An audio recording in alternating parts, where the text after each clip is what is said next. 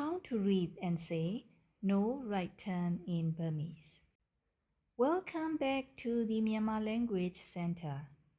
We will begin by breaking down the essential consonants and vowel in the phrase. To simplify the learning process, we have color-coded the text: black for consonants, green for aspirated consonants, and red for vowels. The first syllable starts with the consonant nya, combined with the vowel a.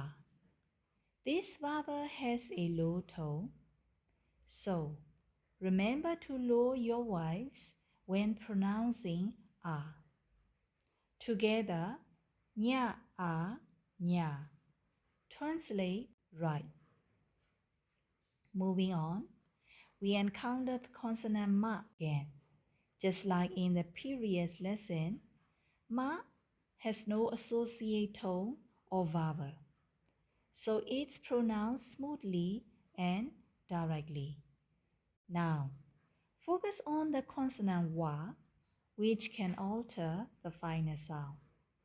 For example, when you pair kwa with the vowel e, it creates gui, kwa ui gui, which means turn.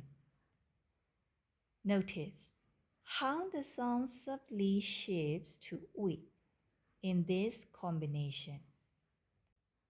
Next, we have ya, which, when marked, is pronounced with a punch just as before. In this case, it represents the final parts of the phrase.